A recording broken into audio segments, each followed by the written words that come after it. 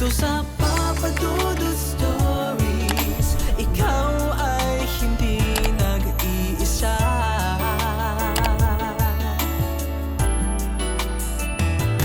Dito sa Papa Dudut Stories, may nagmamahal sa'yo. Papa Dudut Stories. Papa Dudut Stories. Dear Papa Dudut, sa lahat po ng mga nakatutok ngayon, huwag pong kalimutan mag-like, mag-share at mag-subscribe. Maraming salamat po sa inyong lahat.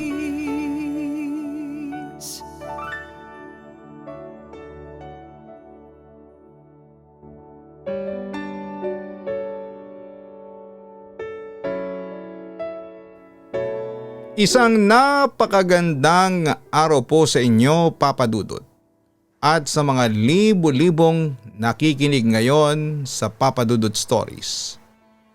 Isa talaga ako sa mga tagahanga ninyo at ikakarangal ko na mabasa mo ang aking kwento. Pero bago ko simulan ang aking kwento ay pinangungunahan ko na ang mga tagapakinig ninyo na sana'y huwag nila akong husgahan. Dahil alam kong may mga maiirita kapag narinig ninyo ang kabuuan ng kwento ko. Siya nga pala, itago nyo na lamang po ako sa pangalang Nympha. Noong nag-aaral pa ako sa isang public high school sa Antipolo, ay nakilala ko ang aking best friend na si Kitty. Hindi niya totoong pangalan. Halos pareho kami ng interes at personalidad. Kaya madali naming naka-vibes ang isa't isa. Samantala nang sumapit kami sa 3 taon sa high school ay nagkaroon ng boyfriend si Kitty na nagngangalang Paulo. Isang maulan na hapon ay nagdesisyon si Kitty na ipakilala ako sa kanyang bagong boyfriend. Mabait si Paulo, maginoo, matalino at higit sa lahat ay gwapo. Pagmamalaki pa ni Kitty sa kanyang boyfriend habang hinihintay namin itong dumating sa coffee shop na pinagtatambayan namin. Ilang beses mo nang pinagmamalaki sa akin na gwapo yung boyfriend mo. Ang tanong gwapo ba talaga? Natatawa kong usisa sa kanya. Kilala mo ko, Nympha, pihikan ako pagdating sa mga boys. Paniniguro pa niya sa akin. Kung sa bagay, sa ilang taon nating mag-best friend alam ko na ang type mong lalaki. Matangkad, may matangos na ilong, moreno, makinis ang balat, sabi ko sa kanya. Oo, totoong pihikan si Kitty pagdating sa lalaki, since hindi rin naman kasi pahuhuli ang beauty niya. Aminin kong di hamak na mas maganda siya kesa sa akin. So mabalik tayo. Bakit naman niya naisipang sumama sa atin, ha? Tanong ko naman sa kanya. Pinilit ko siya.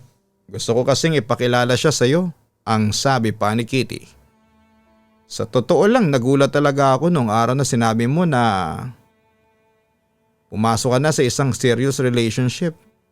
Pero ang tagal din ang inabot mo, no? Na napagdesisyon ng ipakilala sa akin yung boyfriend mo, ha? Wika ko pa. Masyadong busy kasi si Paulo sa pag-aaral niya. Alam mo na, graduating student kasi. Marami siyang requirements na kailangang ipasa. Kwento niya sa akin. Samantala'y napatingin naman ako sa aking suot na relo. Kitty, anong oras ba darating yung boyfriend mo, ha?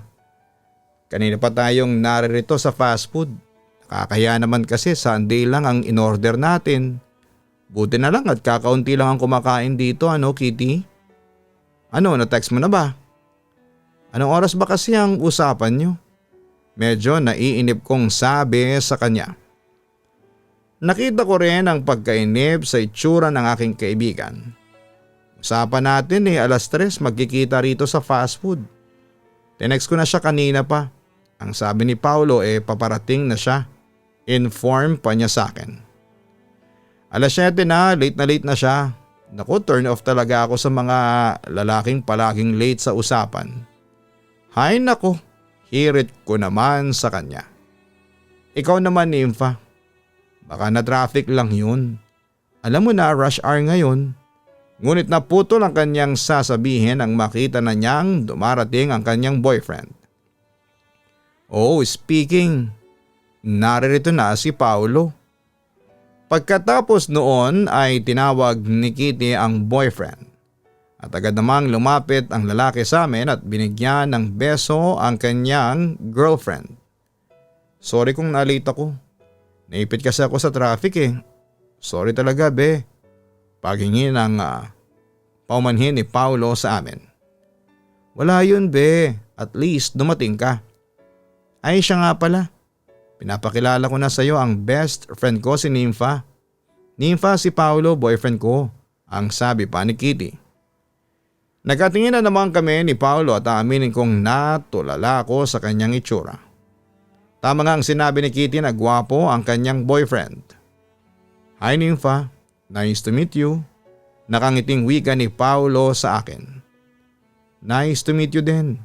Medyo nahihiya kong bate sa kanya. Pagkatapos ay nagkamayan kaming dalawa. Pero dahil sa na-starstruck ako kay Paulo ay nawala na sa isipan ko na bitawan ang kanyang kamay.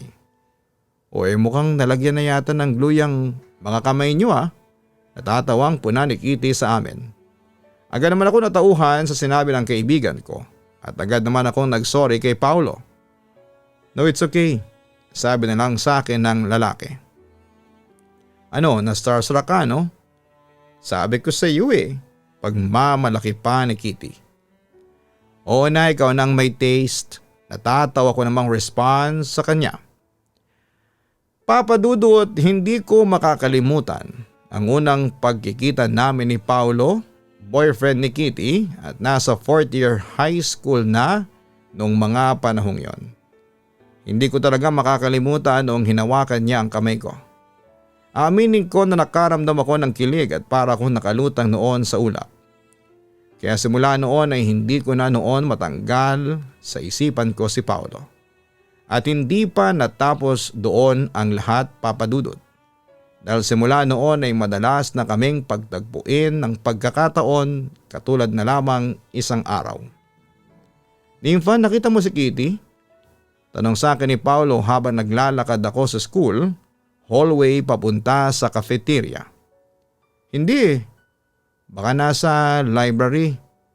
Ang alam ko kasi may report siya sa Biyernes. Baka naghahanda na yun ang i-report niya. Sagot ko sa kanya. Saan ka ngayon? Sa kantin. Doon muna ako magpapalipas ng oras habang hinihintay ko ang next class ko. Sagot ko naman sa katanungan niya. Sa kantin din ang punta ko sabay na tayo. Wika pa niya sa akin. Hinayaan ko na lamang siyang sumabay sa akin since wala namang masama kung magkasabay kami. Siya nga pala, busy ka ba ngayon? Usisa ko sa kanya. Hindi naman, bakit mo naman naitanong? Sagot niya sa akin. Curious lang ako. Hindi kasi kita nakikitang kasama mo si Kitty. Obserbasyon ko. Nagkabaliktad kasi kami. Siya naman ngayon ang busy dahil sa mga projects. Ako kasi ginawa ko na kaagad yung mga requirements ko. Kaya madali akong nagpasa. Paliwanag naman niya sa akin. Kumusta ka naman? Kayo ni Kitty? Nakita kong lumungkot ng kaunti ang expression na mukha ng boyfriend ni Kitty. Eto, ayos naman. Masaya pa rin ang buhay kahit na maraming demand sa pag-aaral. Yung tungkol naman sa amin ni Kitty ayos na ayos kami. Kahit na busy sa pag-aaral hindi pa rin naman siya nakakalimot sa akin. Sweet at malambing kasi si Kitty. Mapagmahal, maasikaso tapos hindi siya nakakalimot sa mga mahalagang araw sa buhay namin. Ang swerte ko nga sa best friend mo Para sa akin siya na ang best girlfriend. Wika pa niya sa akin. Mukhang mahal na mahal mo ang girlfriend mo. Maswerte rin sa iyo si Kitty kasi mukhang mabait at faithful kang boyfriend. Talagang mahal na mahal ko si Kitty kasi dahil sa kanya, kaya nagkaroon ulit ng kulay ang buhay ko. Siya ang inspirasyon ko kaya nagsusumikap talaga ako sa pag-aaral. Dahil sa kanya kaya ako nagbago. Kaya nga pinagmamalaki ko na si Kitty sa lahat ng girlfriend ko eh. Ang sabi ni Paolo, pero napansin kong hindi siya tulad ng dati na masayang masaya kapag napag-uusapan ang kanyang girlfriend. Siguro dahil sa nalulungkot siya kasi bihira na lamang silang magkasama ng kaibigan ko. Ikaw, Nympha, may boyfriend ka na ba? Biglang tanong niya sa akin. Siyempre nagulat ako pero sinagot ko pa rin ang tanong niya. Wala akong boyfriend sa ngayon although marami ang nanliligaw sa akin. Pihikan ka rin ba sa lalaki tulad ni Kitty? Tanong pa niya sa akin. Na para ba siyang talk show host na gusto niyang malaman ang tungkol sa akin. Hindi naman masyado, basta ang importante naman sa akin yung ugali ng isang lalaki. Napatango naman si Paolo sa naging sagot ko sa tanong niya. Hindi ka ba tumitingin sa panlabas na anyo? Magpapaka-ipokrita pa ba ako? Siyempre, tinitingnan ko rin yung panlabas na anyo. Kasama yan sa law of attraction. Hindi mo naman kasi agad na makikita ang panloob na kagandahan eh. Makatotohanang sagot ko sa kanya. Kailan mo balak na magka-boyfriend? Sa puntong yon, Papa Dudut, ay natawa na ako. Hindi ka rin interesado sa akin oh. Siyempre, curious ako sa best friend ng girlfriend ko eh. Response naman niya sa akin. Nagpatuloy naman ako sa pagsasalita. Hindi naman ako nagmamadali sa pakikipagrelasyon. Darating din ako dyan kapag nahanap ko na si Mr. Right. Pero habang wala pa concentrate muna ako sa pag-aaral ko, hindi ba? Agad namang sumang-ayon si Paolo sa sinabi ko. Kung sabagay tama yan. Paolo, pwede ba tayong maging magkaibigan? Ako naman ang nagtanong sa kanya. Napangiti naman siya sa akin. Teka, hindi pa ba tayo magkaibigan nito? I mean, ilang buwan na tayong nagkakausap, of course. Pwede naman tayong maging magkaibigan. Ang best friend ng girlfriend ko best friend ko na rin. Sabi pa niya sa akin. Papa Dudut, simula noon ay naging magkaibigan na kami ni Paolo. Madali ko naman siyang naging ka-close kasi mabait siya. Friendly, matulungin at higit sa lahat ay maalalahanin at gentleman. Kaya tuloy ay lalong nahulog ang loob ko sa kanya. Sa kabilang banda, Papa Dudut, kapag nagkukwentuhan kaming dalawa ni Paolo ay madalas si Kitty ang pinag-uusapan namin. Palagi niyang bukang bibig ang girlfriend niya at sa tingin ko ay mahal na mahal niya talaga ang best friend ko. Pero aaminin ko, Papa Dudut, na medyo naaasar ako kay Paolo dahil doon. Ewan ko ba, pero gusto kong sabihin noon sa kanya na huwag nang pag-usapan pa si Kitty. At sa halip ay tungkol na lang sa amin ni Paolo ang gawing topic. Lumipas pa ang ilang buwan at masasabi kong nag-blossom ang friendship namin ni Paolo. Hindi lang kami basta ordinary friends, kundi mas malalim pa doon. Ang totoo nga niyan ay na-dethroned ni Paolo si Kitty sa titulong best friend. At dahil sa closeness naming dalawa ay hindi namin namamalayan na nagiging sentro na pala kami ng chismis ng mga kaklase at mga ka-schoolmates namin ni Paolo. O Nympha, bakit hindi mo kasama si Kitty? Tanong sa akin ng kaklase at kaibigan kong si Ryan. Busy masyado si Kitty, ayaw ko muna makigulo sa buhay niya. Sagot ko na lamang sa kanya. Mukhang malalim yung iniisip mo ha? Pansin niya. Siguro iniisip ko kung paano tapusin yung project ko sa management. Mataray na sagot ko naman sa kanya. Narinig mo na ba yung mga chismis tungkol sa'yo? Seryosong tanong ni Ryan na siya ko namang kinagulat noon. Ha? Tungkol sa akin? Teka, anong klaseng chismis yan? Naguguluhang tanong ko sa kanya. Huwag kang mag-alala. Hindi naman nakakasira ng pagkatao mo yung narinig ko. Kumbaga parang asaran lang yun. Reply niya sa akin. Seryoso na ako napatingin sa kaklase ko. Ano ba yung narinig mo ha? Agad naman nagtapat sa akin si Ryan. Napapansin kasi ng ibang mga kaklase natin na parang sweet daw kayo ni Paolo. Na parang may gusto ka raw sa boyfriend ng best friend mo. Naalarma naman ako sa aking narinig. Ano? Sino nagpapakalat niyan? Hindi ko alam, basta narinig ko lang. Yun lamang ang sagot niya sa akin. Baka isipin ni Kitty na totoo yung chismis at magalit pa siya sa akin ha. Nag-aalalang wika ko. Pero kasi Nympha, marami na kasi ang nakakahalata no. Talagang friends lang ba kayo ni Paolo? Usisa pa ni Ryan sa akin. Friends lang talaga kami ni Paolo. Sana wag lagyan ng mali siya ang pagkakaibigan naming dalawa. Nakakahiya tuloy kina Kitty at Paolo yung mga chismis na kumakalat. Nag-aalalang sagot ko sa kanya. Papadudot, sobra akong naalarma at aaminin kong kinabahan ako noon. Kaya ba siguro hindi na masyado nagpaparamdam si Kitty sa akin? Ay baka naapektuhan na siya sa mga kumakalat na chismis sa amin ni Paolo. Nakaramdam ako ng matinding pag-uusig ng konsensya pagkatapos noon. Samantala pagdating ng uwian ay nakasalubong ko naman si Paolo sa hallway. Kaya nagkaroon kami ng pagkakataon para makapag-usap. Paolo, sorry ha. Ang sabi ko noon sa kanya. Bakit ka naman humihingi sa akin ng sorry?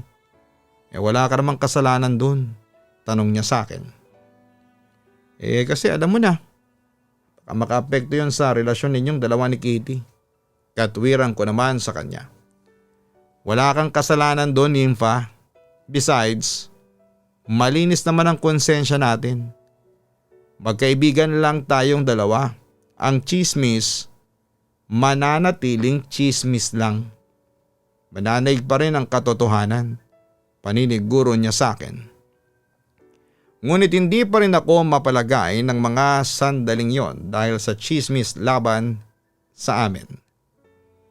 Pero kahit na, hindi pa rin magandang pakinggan yung chismis. Makakasira din yon sa ating tatlo, lalo na sa akin. Baka sabihin ng iba mga agaw ako o di kaya malandi. Pero mas nag-aalala ako sa inyo ni Kitty. Alam na rin ni Kitty ang tungkol doon, nagkausap na kaming dalawa. Tinawanan lang yun ang kaibigan mo, ang sabi ni Paolo sa akin. Kung mag-iwasan muna tayo para mamatay yung chismis na yan, suhestyon ko sa kanya. Ngunit mabilis na tumutol si Paolo. Ano ka ba naman, Nympha? Huwag na lang nating pansinin yun. Nympha, huwag nating hayaang masira ang pagkakaibigan natin. Nang dahil lang sa chismis na yon. Nympha, please. Papadudot, nagpatuloy ang mga chismis. Pero hindi na tinag ang friendship namin ni Paolo. At sa pagkakataong yon ay masasabi kong mas tumibay pa ang pagkakaibigan namin kesa noong dati. Pero sa kabila noon ay naging magulo na ang relasyon ni na Paolo at Kitty. At aminin kong nakokonsensya ako dahil ako ang punot dulo ng lahat. Kaya't may pagkakataon tuloy na iniiwasan ko na noon si Paolo dahil ayaw kong mapaibig niya ako ng lubos.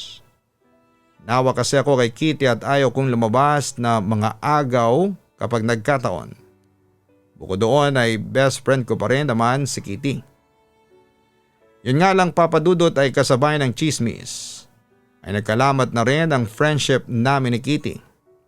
At kahit na ilang beses kong ipaliwanag sa kanya na magkaibigan lamang kami ni Paolo, ay ayaw niya akong paniwalaan. Kaya isa sa mga hakbang na ginawa ko noon ay ang muling paglapitin sina Paolo at Kitty. Oo, papadudot, ginawa ko yon para mamatay na ang mga chismis sa aming dalawa ni Paolo. Pero sa totoo lang, sobra talaga akong nasaktan sa ginawa ko. Pero ganoon talaga. Oo, maaaring lihim kong minahal si Paolo. At bagamat sinabi ng puso ko na siya ang dapat na lalaki at nararapat kong mahalin, pero hindi ko pa rin yon pinakinggan dahil alam kong pag-aari na si Paolo ng iba. Papa Dudut. Pansamantalang namatay ang chismis tungkol sa amin ni Paulo dahil naging close ulit sila ng girlfriend niyang si Kitty. Pero habang nakikita ko sina Paulo at Kitty na magkasama ay sobra talagang nadudurog ang puso ko. Yun nga lang ay sinikap ko talagang itago ang nararamdaman ko dahil ayaw kong mahalata ako nina Paulo at Kitty. Pero Papa Dudut, hindi ko rin napigilan ang sarili ko at muling naglalapit ako kay Paulo. Doon ay muling nanumbalik ang mga chismis at ang pagkagulo ng relasyon nila ng best friend ko. Hanggang sa isang araw habang naglalakad ako papasok ng campus, ay nakasalubong ko si Kitty at laking gulat ko nang bigla na lamang niya akong sinampal sa mukha ko. Kitty, bakit mo naman ako sinampal? Napasigaw kong tanong kay Kitty dahil aaminin kong nasaktan talaga ang pisngi ko. Huwag ka nang magtanga-tangahan. Alam mo ang dahilan kung bakit kita sinampal. Ahas, pag-akusa niya sa akin. Labis naman akong naguluhan noon sa sinabi niya sa akin. Ahas, bakit? Anong ginawa ko sa iyo? Siguro naman masaya ka na naghiwalay na kami ni Paulo. Galit na wika ng kaibigan ko sa akin. Anong sabi mo? Hiwalay na kayo ni Paulo? Gulat na sabi ko sa kanya. You heard it right, Nympha. Break na kami ni Paulo. At dahil yun sa'yo, paninisi pa niya sa akin. Teka, wala akong ginagawang masama. Wala akong kinalaman dyan sa hiwalayan ninyo. Giit ko sa kanya. Hindi ako hiniwalayan ni Paulo kung hindi mo siya inakit. Nympha, kaya siya nakipaghiwalay sa akin kasi may gusto siya sa iyo. Ikaw na raw ang mahal niya at hindi ako. Yon ang naging revelasyon niya na siya ko namang kinagulat. Pero Kitty, gusto ko pa sanang magpaliwanag sa aking side. Pero pinutol na yon ng aking kaibigan. Ano Nympha? Ngayong alam mo nang hiwalay na kami ni Paulo, malaya mo na siyang malalandi. Huwag mo ko sabihin ng ganyan. Kahit kailan ay hindi ko nilandi si Paulo at kung hiniwalayan ka niya, hindi ko kasalanan yun. Ngayon, tingnan mo nga yung sarili mo sa salamin nang sa ganun ay malaman mo kung bakit ka hiniwalayan ng boyfriend mo. Balik ko sa kanya. Anyong sasampalin na niya ulit ako nang bigla kong sinalag ang kanyang braso. Bitawan mo ako, palag ni Kitty sa akin. Pinayagan kitang sampalin ako ng isang beses pero huwag kang abusada. Sa pagkakataong ito ay hindi na ako papayag pang maglanding niyang mga kinakalyo mong kamay sa makinis kong mukha. Mataray kong sabi sa kanya. Hayop kang babae ka? Naibulalas ni Kitty sa sobrang galit niya sa akin.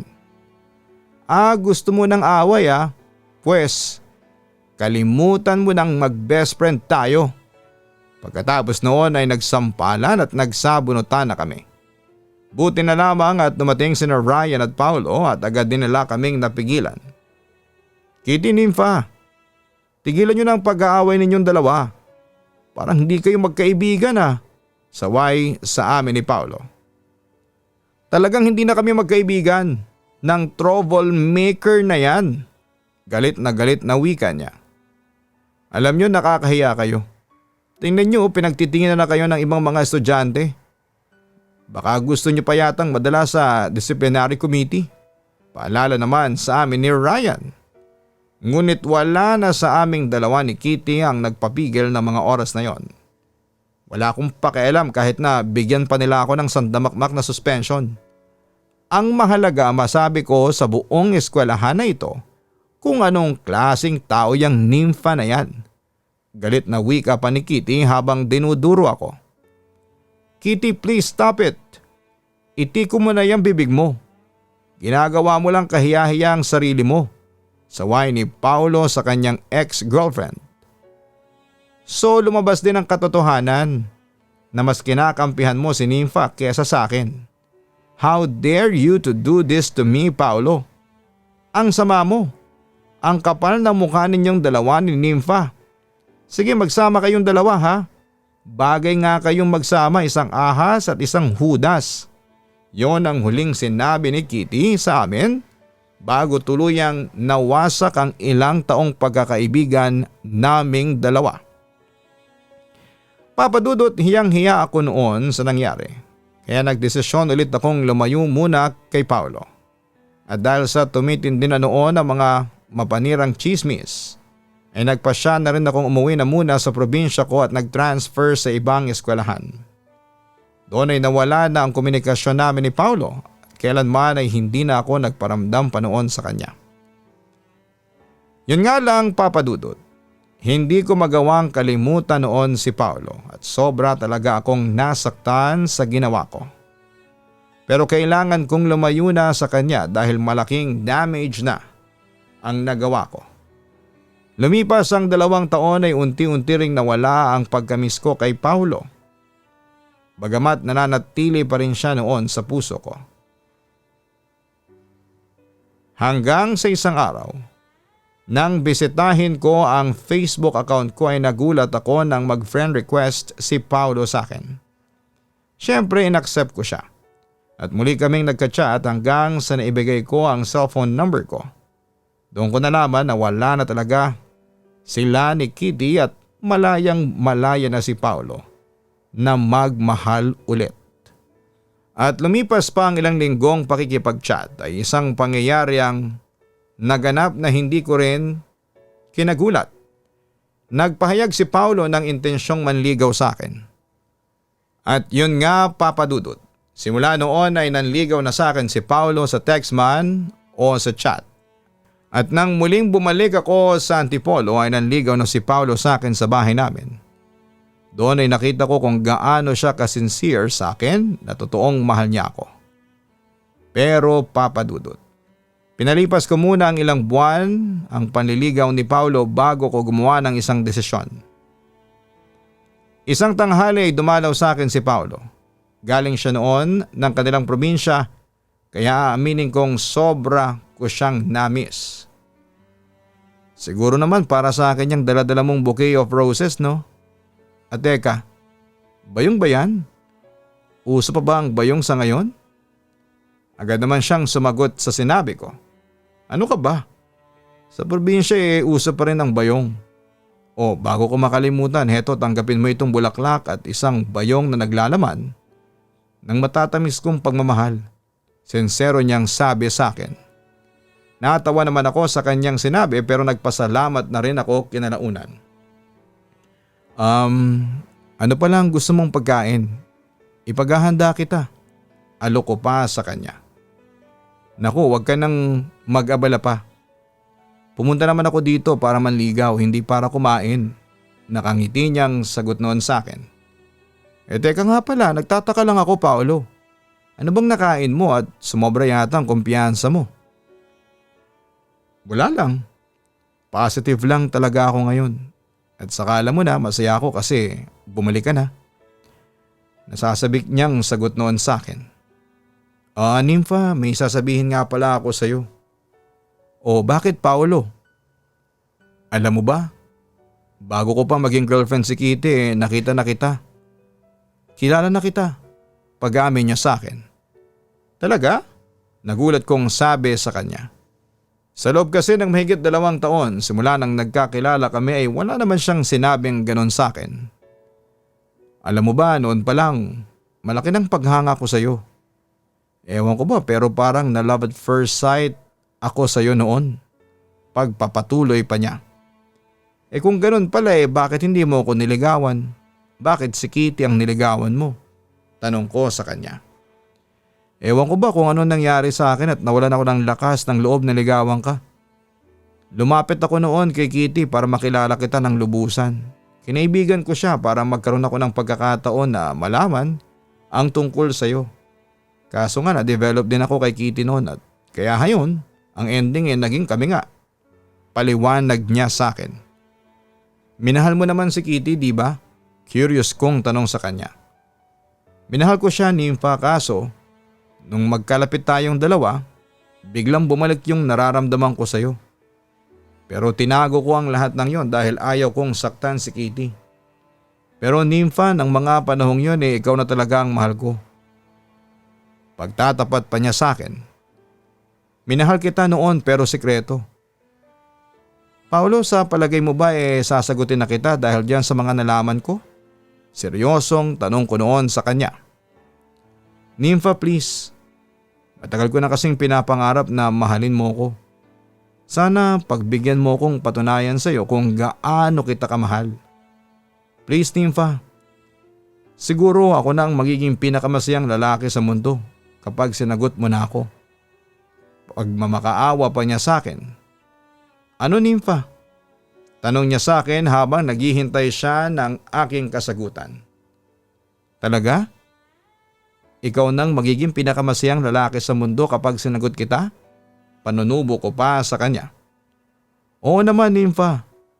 Sige na, please. Pangungumbinsi niya sa akin. Natawa na lamang ako noon sa kanyang reaksyon. Ano ba yan? Para ka namang namamalimos ng pag-ibig sa akin. Ang OA mo ha? Kaloka ka. Sige na nga, sinasagot na kita, Paulo. Ikaw na ngayon ang pinakamasayang lalaki sa buong mundo. Masayang sabi ko noon sa kanya. Papa Dudut, simula noon ay naging masaya na kami ni Paulo bilang mag-boyfriend, girlfriend. Bagamat muli akong bumalik noon sa probinsya at naging long distance ang aming relasyon ng 2 buwan. Pero hindi kami nagpatinag at patuloy kaming nagmahalan. Pagkatapos ng 2 buwan ay muli akong bumalik sa Antipolo at Maynila at doon ay muli kaming nagkasama ni Paulo. Sa ngayon ay 3 taon na kami ni Paulo at patuloy pa rin ang magandang takbo ng aming relasyon. At siya ang inspirasyon ko kaya patuloy ako sa pagsusumikap sa buhay ko. Naniniwala rin kami ni Paulo na kami ang tinadhana para sa isa't isa. At sa tamang panahon ay umaasa kami na maikakasal din po kami at makapagpapatayo ng isang masayang pamilya. Papa Dudut, hanggang dito na lamang po ang sulat ko at sana po ay marinig po itong story ko bago kami umuwi ni Paulo sa probinsya ko naman sa Bohol. Maraming salamat po muli at sana ay magtagal pa ang inyong magandang programa. Dahil marami po kayong napapasaya. Lubos na nagpapasalamat, Nympha. Nympha, wala kang kasalanan kay Kitty dahil hindi naman ikaw ang nanira ng relasyon. Naghiwalay sila ni Paulo dahil ang lalaki mismo ang may gusto makipaghiwalay dahil sa'yo pala siya may gusto. Hindi mo naman kayang kontrolin ang damdamin ng isang tao bukod sa 2 years pa ang lumipas bago naging kayo. So technically ayos lang yon, Nympha. Samantala masaya kaming marinig na 3 years na kayong magkarelasyon ni Paulo and going strong pa rin kayong dalawa. Binabati namin kayo mula dito sa Papa Dudut Stories. At sana'y magpatuloy pa ang pagdating ng blessings sa inyong dalawa. We are looking forward sa kasal ninyong dalawa.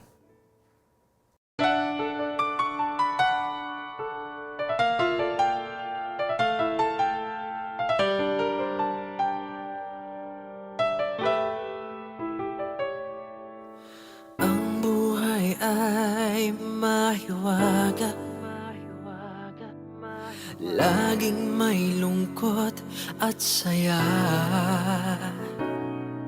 Sa Papa Dudut Stories, laging may karamay ka.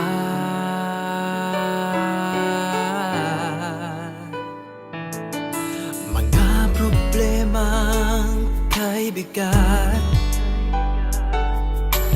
dito ay pakikinggan ka. Sa Papa Dudut Stories, kami ay iyong kasama. Dito sa Papa Dudut Stories, ikaw ay hindi nag-iisa.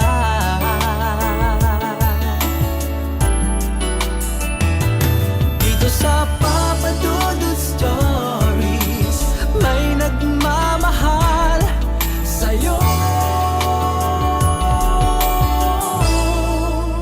Papa Dudut Stories, Papa Dudut Stories. Stories.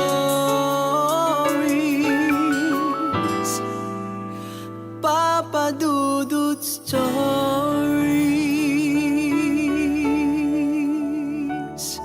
Makipagkulitan. So ayun po guys, nagkakagulo na po tayo ngayon dito. Nakikita po natin. Hi everyone! So ayun na po, may mga bisita po kami. Andito po ngayon. Makipagtawanan.